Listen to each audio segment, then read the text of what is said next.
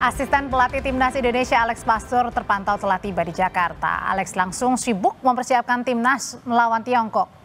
Lewat story-nya di Instagram, Alex mengunggah foto jika ia telah tiba di Jakarta. Dalam waktu dekat, Pastur dan seluruh staf pelatih Timnas akan segera berkumpul bersiap jelang laga lawan Tiongkok. Tak hanya asisten pelatih Timnas, gelandang Timnas Ivar Jenner yang bermain di Belanda juga mengunggah keberangkatan ke Indonesia di akun Instagramnya. Perjalanan ke Indonesia diperkirakan guna untuk menjalani pemusatan latihan Timnas di Bali jelang lawan Tiongkok 5 Juni. Sementara Ketua PSSI Erick Thohir memastikan Timnas Indonesia akan menggelar pemusatan latihan di Bali Training Camp 26 Mei nanti. Erick bilang pemusatan latihan harus dimaksimalkan Timnas Indonesia agar menampilkan performa terbaiknya. Timnas membutuhkan persiapan yang cukup sebelum menjalani 2 pertandingan penting lawan Tiongkok dan Jepang di putaran ketiga kualifikasi Piala Dunia 2026 zona Asia. Timnas akan menggelar training camp di Bali 26 Mei nanti. Asisten pelatih Alex Pastur dan sejumlah pemain sudah berada di Bali. Apakah pemusatan latihan Timnas di Bali ini berpeluang digelar lebih cepat?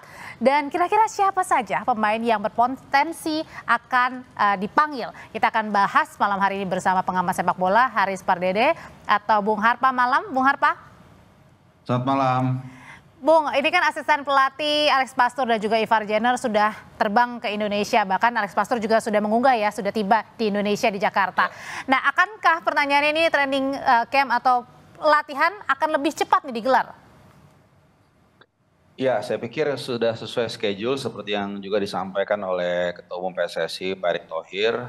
TC kali ini akan dilangsungkan di Gianyar, Bali mulai tanggal 26. Jadi saya pikir kehadiran dari kedua asisten pelatih maupun juga beberapa pemain yang memang di kompetisi di klubnya sudah selesai itu lebih kepada persiapan. Bahkan ada beberapa pemain seperti Atawi misalnya yang sudah di Bali tapi mungkin liburan ya. Jadi ini lebih kepada persiapan menjelang TC nanti karena tentu persiapan ini tidak main-main.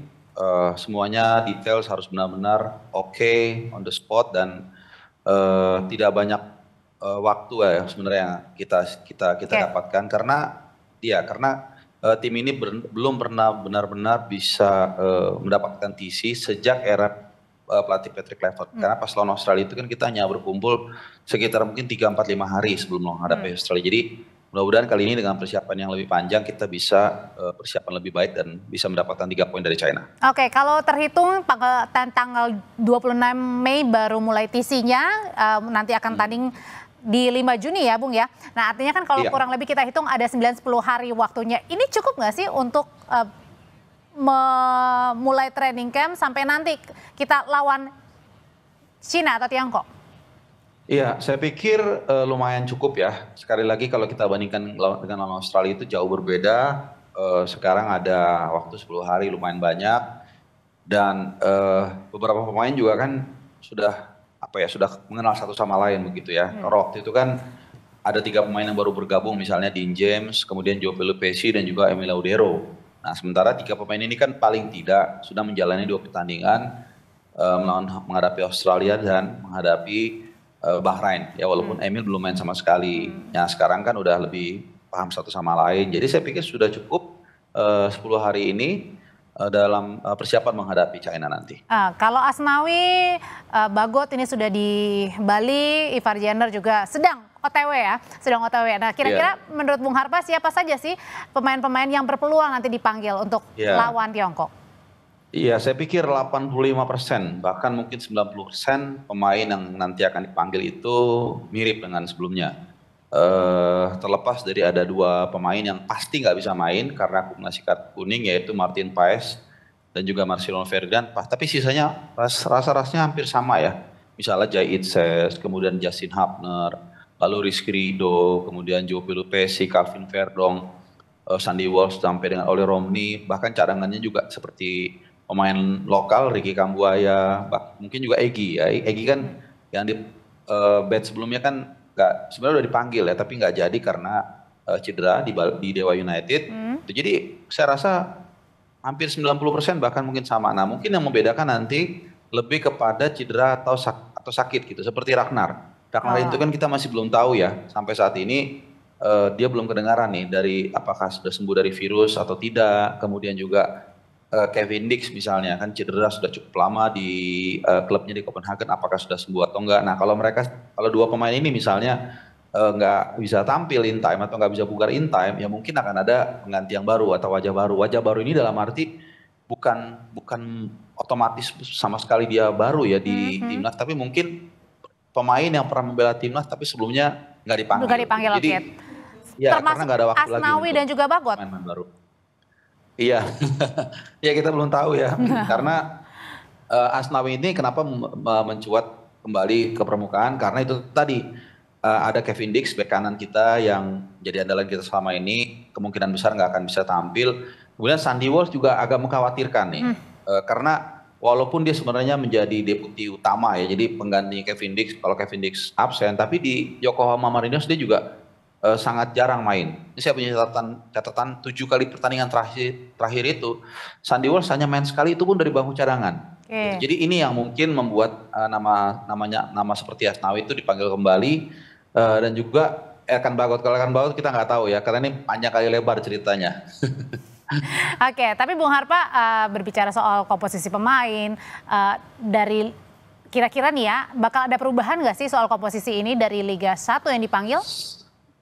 Saya rasa nggak terlalu, itu yang saya katakan bukan hanya komposisi pemain, tapi juga formasi tim ini juga nggak akan berubah saya rasa ya, tetap memakai 3 back dengan 5 gelandang, di mana akan ada 2 fullback kanan dan kiri. Kiri ini pun hampir pasti saya yakin juga penonton Indonesia cerdas-cerdas ya, pasti tahu lah Kevin Vernon nanti akan mengisi posisi kiri.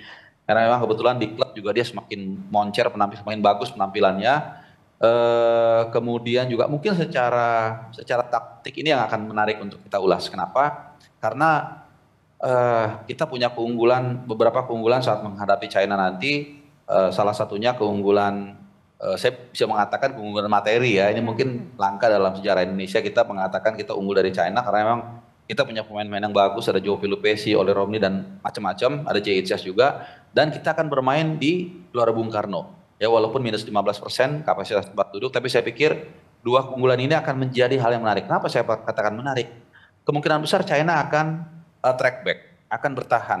Nah sementara kalau kita lihat selama 8 pertandingan di luar Jepang, kalau kita menguasai ball position, kalau kita dominan, itu kita malah kalah Mbak. Lawan China di Qingdao misalnya, kita unggul ball position, bertahannya tinggi, malah kena counter, kalah. Demikian juga lawan Australia kemarin di Sydney. Kita dominan, kita menguasai, bertahannya tinggi, malah kena counter juga. Nah, apakah sementara sisanya itu kita selalu di bawah 50% ball positionnya. Minimal kita seri dapat poin. Nah, lawan China ini yang menarik. Apakah Alex Pastor nanti yang mana kita tahu dia adalah otak di ruang ganti akan mengambil inisiatif menyerang, which is kita jarang menang kalau kita dominan, atau kita akan memancing China untuk keluar. Nah ini yang nanti akan mungkin bisa kita lihat saat official training tanggal 4 Juni nanti. Oke, nah ini kemudian berbicara soal kiper nih Bung Harpa. Nah kabarnya kiper Emil Audero ini diragukan tampil nanti ya melawan Tiongkok karena timnya berpeluang bermain di playoff. Iya, saya pikir nggak diragukan ya. Jadi begini, mungkin lebih tepatnya waktunya mepet. Waktunya mepet antara dia selesai potensi dia untuk main di Palermo di playoff promosi dengan jadwal pemain kita. Kita main 5 Juni. Nah, Emil Audero kalau Palermo terus progres ya, timnya progres sampai dengan final playoff promosi ke Serie A, itu mainnya 31 Mei. Jadi masih ada waktu. Ya mungkin jadi masih ada kemungkinan ya nanti ya? 100% ada asal dia nggak cedera. Tapi mepet. Yang pasti dia nggak bisa ikuti di Bali karena ini saja dia nanti tanggal, kalau nggak salah tanggal 18 ini dia akan main menghadapi Juve Stabia di fase pertama playoff. Nah kalau dia nggak lolos ya, kalau kita mau doanya jelek nih Mbak, dia kalah langsung di situ tuh Palermo. Jadi dia bisa langsung tanggal 19-nya terbang ke Bali. Tapi kan kita juga nggak boleh menghalangi rezeki orang ya, atau karir orang. Nah kalau dia lolos nanti semifinal dia lolos sampai final, itu mainnya sampai 31 Mei. Ya mungkin dari Roma, dari Italia dia terbang tanggal 1, tanggal 2 mungkin dia bisa gabung dengan timnas. Jadi mepet, bukan nggak bisa gitu loh. Itu kira-kira. Bung Harpa terima kasih untuk ulasannya jelang lawan Tiongkok 5 Juni nanti timnas Indonesia. Terima kasih Bung Harpa.